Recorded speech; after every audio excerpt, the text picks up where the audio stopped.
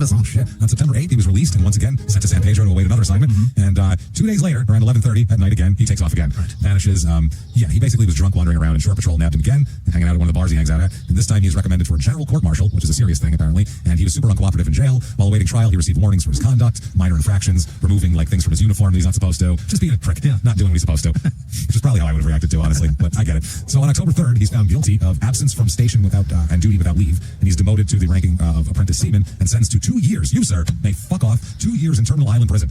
For the remainder of his service? What the fuck? 2 years and then he's gone. At the end of it, he's going to be dishonorably discharged from the Navy. Holy shit. That's a far cry from getting punched in the mouth. See, yeah, he is. Punching his brother, whatever he did. This is too much. This is unbelievable. He punched his commanding officer, but that was a long time ago. So, I mean, later on, though, because they need sailors so bad, his sentence gets reduced, this is like a week later, to 15 months of confinement with the possibility of being restored to full duty in 8 months if he behaved himself. That's how bad they needed people. So, the dishonorable discharge was also softened to bad conduct discharge, which is a little less bad. Is it? It is. It's apparently there's a ranking system. Both of them sound shitty. One is a third-class seaman. That's all we know.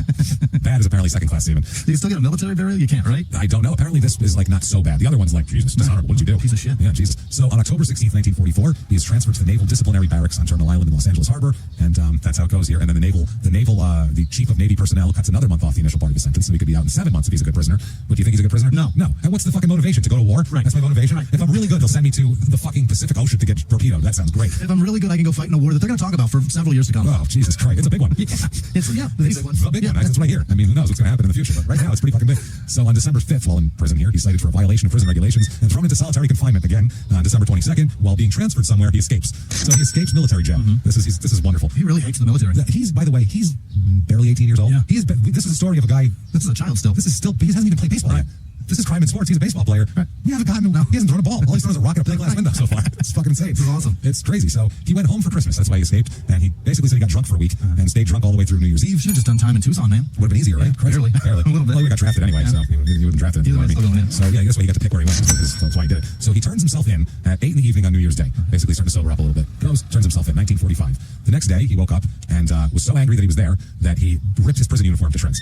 They came in to sit in his underwear and everything was in tatters on the floor. He tore it apart. That earned him 5 days of solitary again for destruction of government property. And basically, he ends up, the whole time he's there, he has zero good time. None. He has like reverse good time from all his infractions. So, the best. Finally, basically, it sunk in that he said he realized that he needed to cooperate for a little while just so he can get the fuck out of here. He wants out, so he figured the only way he's going to get out is to cooperate, so he starts to chill out a little bit. On June 1st, 45, he's transferred to the prison at Great Lakes National Training Center in Chicago. 2 months and 16 days of his good conduct allowance is restored as well, so he's doing well. Then, basically, Emperor Hirohito surrenders. Japan surrenders, and they kick him immediately out of the Navy. Like, all right, we don't fucking need these people anymore. We don't need jerk-offs like this one anymore. Right. Anyone on the margins at that point, they just booted. Done. So he was given a bad conduct discharge, civilian clothing, quote, not to exceed $30 in value, and $25 in cash, and kicked to the fucking curb out of the military prison. That was that. So, he listed carpenter's helper as his occupation on his discharge papers, but his job preference as professional baseball player. So, the Navy gave him a bus ride back to LA. So, yeah, that's how it worked. And he says, basically, quote, I got drunk, missed a ship, hit an officer, and did 2 years. That's his whole explanation. That first thing that was just an infraction. He said that was that. That terminated my Navy career. I was very bitter. It was the biggest point in me deciding that life was unfair and was going against me. I decided it was never going to happen again unless I caused it. What? What? Going against me? You caused all this. Yeah, you joined the Navy. Yeah. One of the things in the military that you know, the reason I didn't join the military is I'm bad at following directions. Yeah. So, if you're not good at people telling you what to do, the military may not be for you. Right. It just might not be. Yeah. That's one of the things you have to be good at is you have to be cool with that. Right. Some people are and some people aren't. You also got to be cool with everything. You know what I mean? Also, You got to go along to get along. Yeah, and if you join up during World War II, you have to expect you might actually go to combat at They're some going to point. make you do some shit. Yeah, that's the way it works there. So, yeah, He's I didn't go. Jeez, that would have been bad. So close. I would have ruined it. They don't need me. I would have just been a hindrance until they kicked me out. I would have been like Rick Bowe. I'll never forget. I knew that guy. The recruiter kept coming over. They kept calling me. Oh my God. Why did they dare? They He kept calling came to my apartment, so I just was like, yeah, cool, that sounds great. There's educational. So I went and took all the tests and stuff. Oh, and then the day for sign up or for like swearing, I just didn't show up. And the guy kept coming to my house. And I kept like, I'd hear him knock and my blinds would be open and I'd see him walk by and he's like looking through the blinds and stuff. And eventually I just stopped answering. You kind of deserve that for filling out paperwork. I did a lot of, yeah, I went through a lot. I said hello to the guy in gym class and he found out my name and fucking my phone number and was calling my house every 5 fucking minutes. And then finally my dad goes, look, man, I'm gonna be honest with you, you're barking off the wrong tree. This kid ain't joining the fucking Marines. If you know him, you know he ain't joining the Marines and you don't want him there if he did. So that's enough of that. Then my lease was up and I never saw him again. There you go. You have to run. At least he didn't track you down. No. Imagine that if he moved. It's like following the U-Hauls. Who knows? He's waving. Hey, help with that couch. I need some friends that can help you. No. So, yeah. So anyway, he's in LA now, and he lives with his parents for a few months. I'm sure he's like 19 years old. So his father helps him get a job with a glass company. I don't know if it's the same one that he broke the window pane on or not. But Acme? I have no clue. But it's $45 a week. That's decent money. It was decent money back then, but not enough money for him. He didn't want to do that. After a couple weeks, he either quits or gets fired. He doesn't remember. Who knows? He could stop showing up, I imagine. That drunk didn't show up anymore.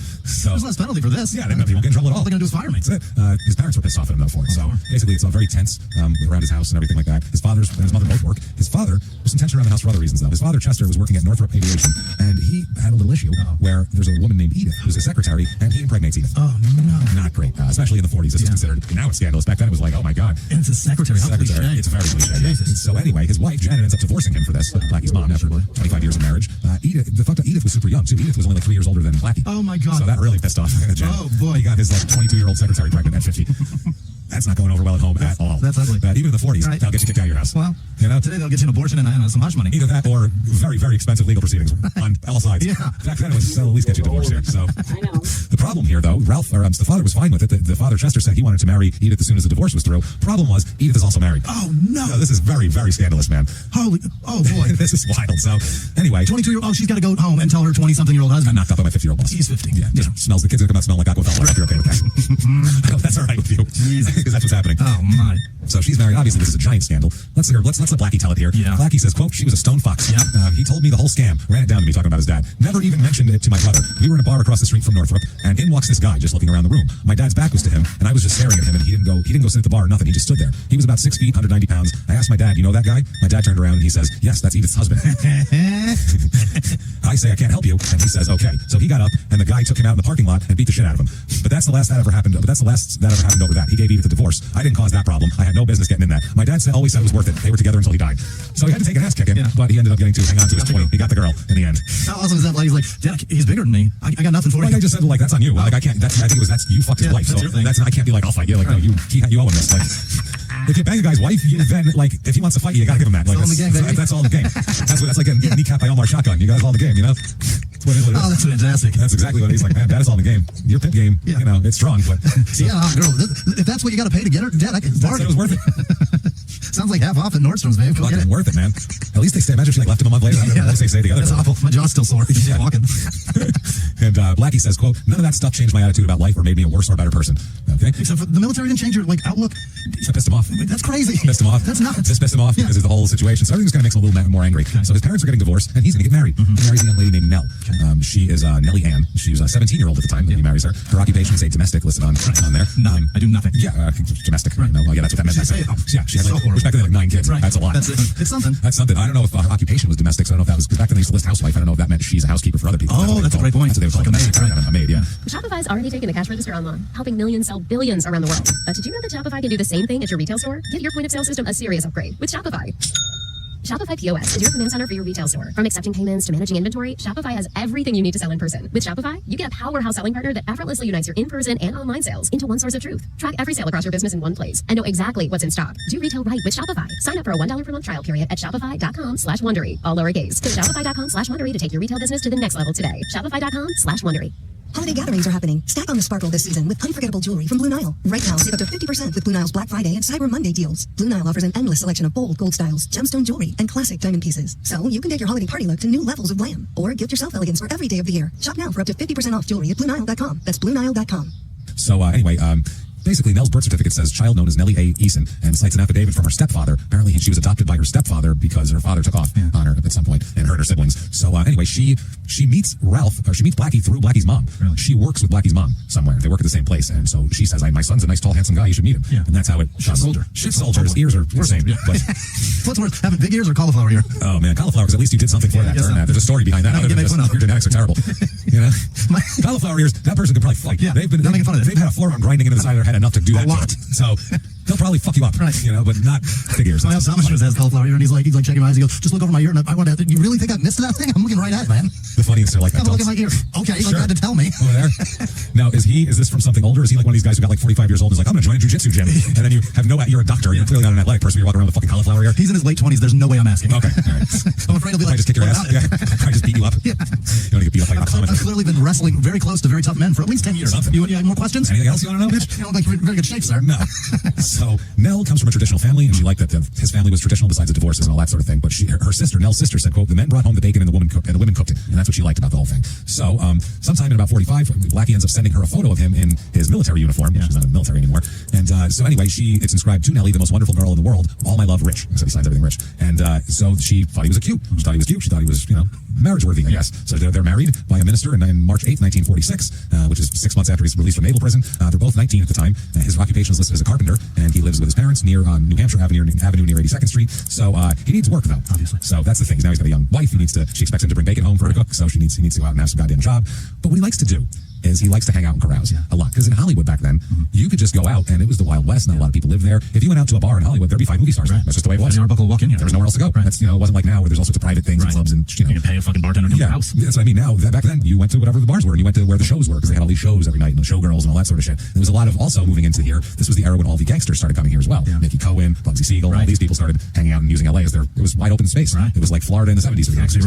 That's what it was. So, he's, so he's got this. He likes to go out. Nell is homesick. She's from Minnesota. She's homesick. Now she knows that Ralph is always out drinking and fighting and carousing and fucking women. At first, she was excited to have like this husband and be in Los Angeles. She was a small town girl who thought an escape from that was to get married, because that's what people did back then. And post World War II, and there's a guy that was in the military. It's like Pearl Harbor, the movie. Yeah, you come home, you collect a bride, you get married, and you move to the suburbs. That's kind of what people did back then. It'll be awesome. Go do something. It'll be boring anyway. Go sit out there and be fucking boring for the next. Have the dream of a 3-bedroom house in the sedan in the driveway in the chain link. Very exciting. Beautiful. Very exciting here. So they thought she convinced him then she didn't want to stay here anymore. She thought if she moved him out of the city, he would calm down. It's the city that's causing this.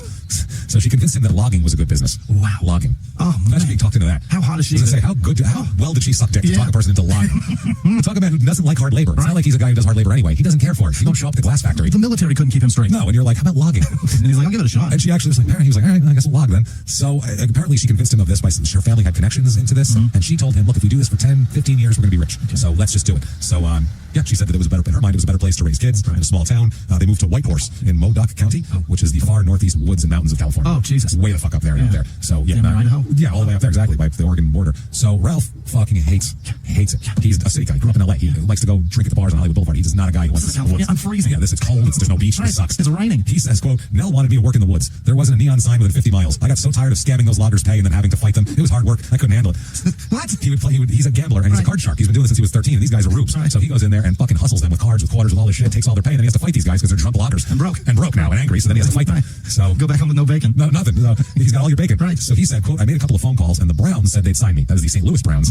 Yes. Wait, what? St. Louis Browns. He made a couple of how do you Yeah. he doesn't even play baseball. But he knew that scout. It's a long story. Wow. So he said, my wife didn't want anything to do with it. She hated baseball. She wanted me to stay up there. I told her, forget that. So she served me an ultimatum, either baseball or me. I came down to LA and signed with the Browns.